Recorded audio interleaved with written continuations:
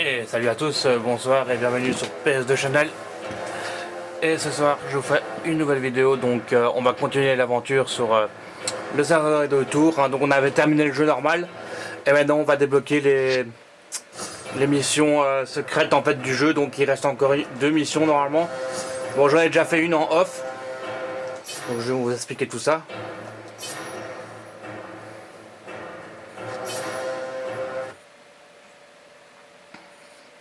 Voilà le petit chargement. Donc voilà, on est en fait, une fois qu'on a fini le jeu, si on atteint le niveau 10 avec un personnage, en fait on peut faire la mission, la tour d'Orthanc avec Aragorn, Legolas ou Gimli. Bon, comme je n'ai pas encore Legolas au niveau 10 ni Gimli au niveau 10, je l'ai fait avec Aragorn. Et donc j'ai réussi à le faire avec Aragorn. Et donc en fait, une fois qu'on a terminé la mission de la tour d'Orthanc avec Aragorn, on débloque une autre mission qui est exactement la même. Sauf que cette fois-ci, on va jouer un autre personnage. On va jouer le personnage caché, mais qui n'est pas vraiment caché puisqu'on l'a déjà vu au début du jeu. Et en fait, on débloque Isildur en fait. Donc voilà, Saruman est dans sa tour. Et on va essayer de la voir. Hein. Donc voilà, le niveau consiste à résister aux salves d'ennemis.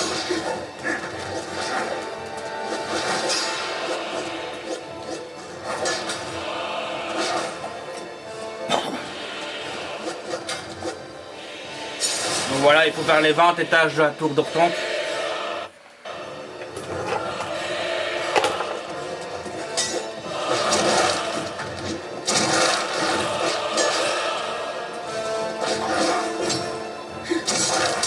Et Isildur, c'est vraiment le meilleur personnage du jeu en fait. Hein.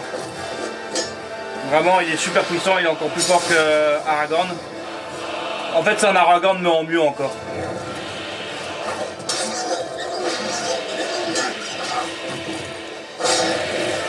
Déjà, on peut voir qu'il a déjà beaucoup plus de vie. Et que ses frappes sont juste surpuissantes en fait. Hein. C'est vraiment le personnage cheaté du jeu. Bah, évidemment, hein, c'est l'arrière-arrière-grand-père d'Aragorn. Hein. C'est lui qui a coupé le doigt de Sauron hein, pour récupérer l'anneau. Hein. Donc je trouve ça chouette qu'ils l'ont rajouté dans le jeu quand même. C'est cool. Hein. C'est vraiment un bon petit niveau bonus. Hein. Bon voilà, hein, c'est vraiment un gros défi quoi.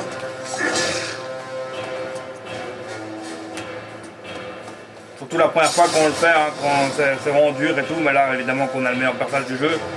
Mais là j'ai fait juste le niveau, avant de tourner cette petite vidéo, j'ai fait avec Aragorn et franchement ça a été dur faire avec Aragorn. Parce qu'il a beaucoup moins de vie et parce qu'il faut beaucoup plus, il frappe beaucoup moins fort qu'il était dur.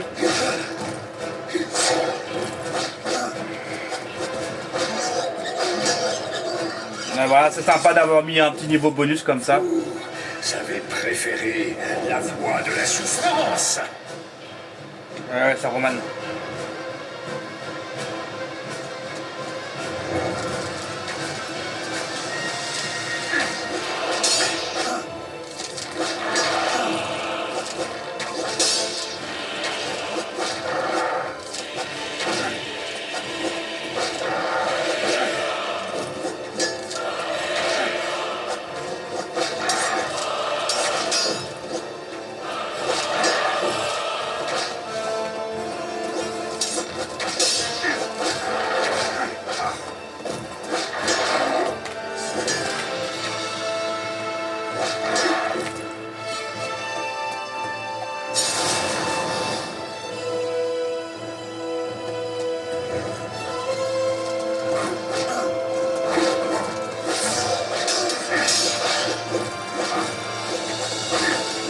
Bon, toujours avec ces musiques magnifiques hein, du Seigneur des Anneaux. Il n'y a rien à dire. Hein.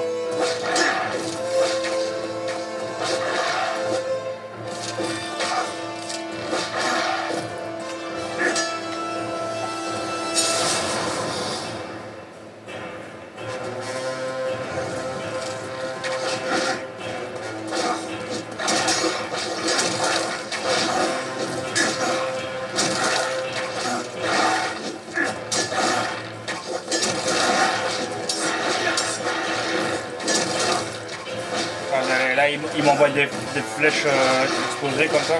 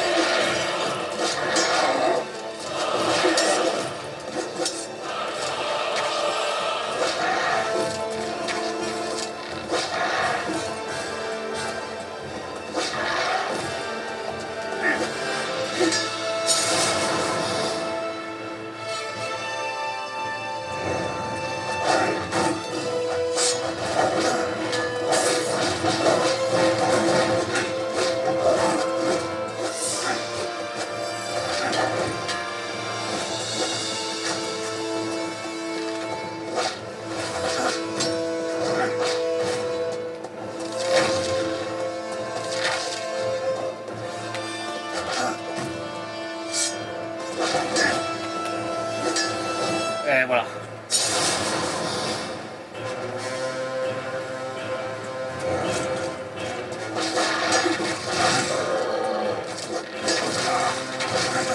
Oh, attention, flèche explosive.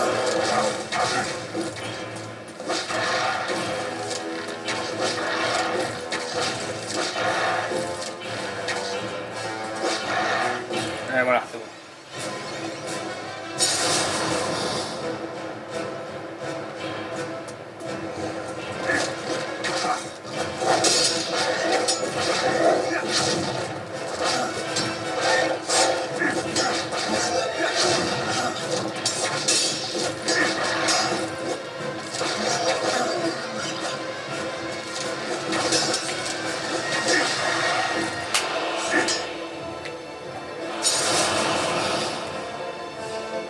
C'est vraiment génial de jouer des durs, hein. Franchement c'est un chouette personnage encore. Hein. Parce qu'il est vraiment très fort, franchement.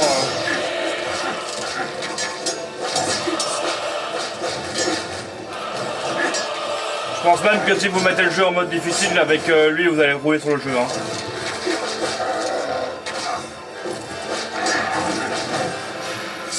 Donc je sais pas. Ensuite, quel jeu on fera en let's play sur ma chaîne. Peut-être qu'on fera le Retour du Roi. J'ai envie de le faire aussi, le Retour du Roi. Parce qu'il m'a marqué aussi, hein, le Retour du Roi. Mais c'est vrai que les deux jeux là, sur Zado, étaient vraiment excellents. Quoi.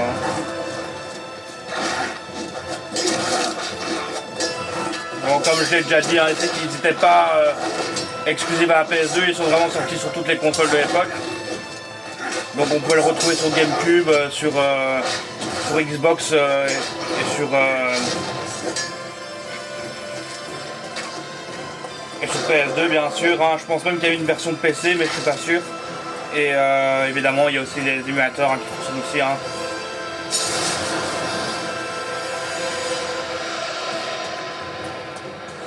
Oula, après.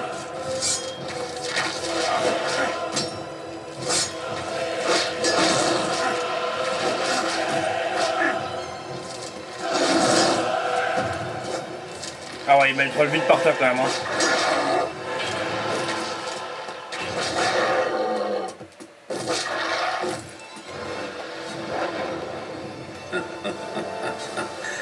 Votre fin est proche.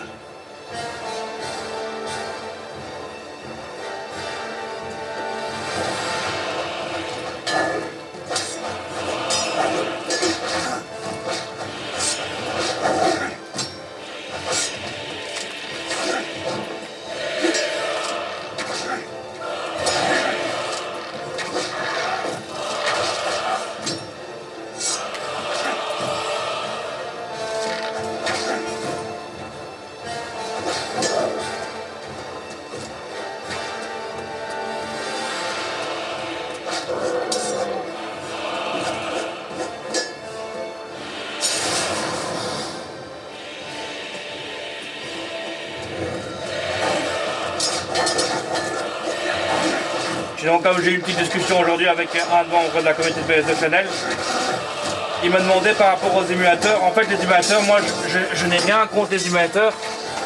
Je trouve ça sympa que ça existe pour les gens qui n'ont pas spécialement envie d'acheter leur jeu en physique et qui veulent profiter d'un maximum de jeux et juste jouer et pas collectionner. C'est très bien pour eux, c'est vraiment cool. Mais moi vraiment je suis vraiment plus du mode de joueur à vouloir prendre mon jeu, le sortir de ma collection, l'ouvrir dans sa pochette plastique et le mettre dans ma PS2 ou dans ma PS3. Je préfère l'objet et le hardware, j'ai vraiment plus de nostalgie par rapport à ça. Mais l'émulation en soi je n'ai rien contre et je trouve ça super que ça existe.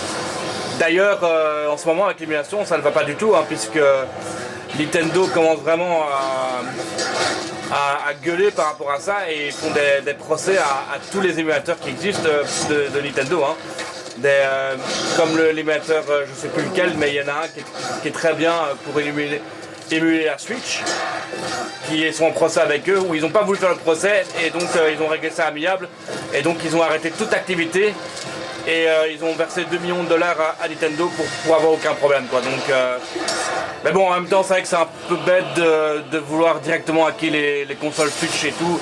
Les dernières consoles, je comprends que ça peut embêter l'éditeur parce qu'il se fait son argent là-dessus. Mais les anciennes consoles, là, je comprends pas pourquoi ils attaquent les anciens émulateurs parce qu'ils attaquent même Dolphin, ils attaquent Citra aussi, qui est l'émulateur DS. Donc, ouais, ça c'est un peu bizarre, hein, mais bon. Hein. Nintendo a décidé de récupérer son argent d'une manière ou d'une autre, et donc c'est en menaçant de procès que les émulateurs arrêtent. Hein. C'est dommage. Et même Sony s'y met aussi, hein, sauf qu'eux ils font pas de procès ni rien pour le moment, mais ils envoient des mises à jour encore sur la PS3, il y en a une il n'y a pas longtemps, et j'ai appris que cette dernière mise à jour, si vous la faites automatiquement, elle va tout simplement casser votre jailbreak, donc ça veut dire que si elle l'a fait, eh ben, vous ne pourrez plus profiter de votre jailbreak et ça redeviendra une PS3 classique officielle, donc ça c'est vraiment honteux. Et donc voilà, hein, mais bon voilà, on sait déjà que la team Rebug et Ferox et Elvinat travaillent déjà sur un nouveau custom firmware. Pauvre fou. Et attendez. Il est temps pour vous de faire une pause. Pensiez-vous qu'un Et on sait déjà que les extensions Webman Mode et Iris Manager sont déjà prêts à recevoir la nouvelle version du custom firmware, donc ça c'est parfait. Donc voilà, on a les développeurs de la communauté PS3 a bien anticipé le truc quoi.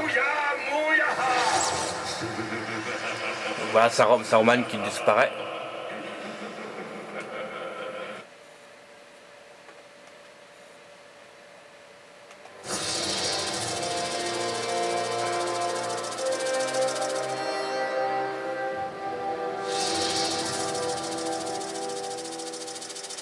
L'émulateur de la PS2 qui est dans la PS3, j'aime beaucoup celui-là parce que c'est un bête rehaussement graphique, un bête lissage et c'est juste parfait parce que le jeu est juste un peu plus lisse, mais c'est pas tout non plus tout beau comme ça. Enfin, c'est le même jeu de l'époque sauf qu'il est un peu lifté. Alors que c'est vrai qu'avec l'émulateur PCX2 qui est incroyable, hein, mais c'est vrai qu'on n'a pas la sensation de retrouver notre jeu d'époque quoi. Parce que trop beau. Et ça fait pas authentique quoi je trouve.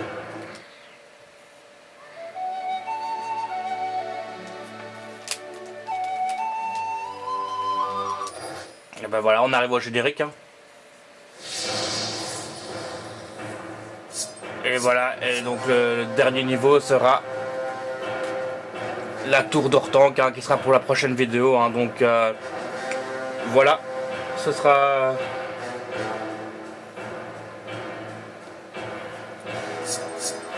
pour une prochaine vidéo. Hein, donc voilà, merci à tous, bonne soirée.